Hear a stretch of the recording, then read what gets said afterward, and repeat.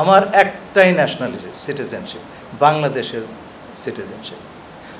আমি এখানে আসার আগে আমার পরিবারের সঙ্গে আমেরিকায় থেকেছি, কিন্তু আমার কোনো আমেরিকান পাসপোর্ট নাই। বাংলাদেশ ছাড়া অন্য কোনো দেশের জাতীয়তা আমার নাই। এখন আমাকে যদি বলা হয় যে আপনি জাস্ট বিকজ কেবলমাত্র আমি আমেরিকায় থেকেছি বলে যদি আমাকে বলা হয় আপনি বিদেশি নাগরিক, তাহলে তো কালকে তারেক রহমান সাহেবকে সেই কথা বলতে হয়। এটা তো আমি আবেদন করবো আপনার বুঝে শুনে কথা বলবেন। আমাকে যদি আপনার ঢিল নিক্ষেপ করেন, সেই ঢিল কিন্তু অন্যর ওপর গিয়ে পড়তে পারে। আমি যেটা নই আমাকে সেটা বানাবেন না প্লিজ। আর পারলে প্রমাণ করেন, আদালতে গিয়ে প্রমাণ হবে। আমার একটা রাইট আছে তো বাংলাদেশি একজন নাগরিক হিসাবে। আপনারা যদি সেই রাইটটা রেসপেক্ট না করেন, আমি আপনাদের বলছি না, যে কথাগুলি উঠেছে সেটা খুব দুঃখজনক হবে। সেই কথাটি তাহলে যে কোনো লোকের উপর প্রযোজ্য হবে। Please stop it.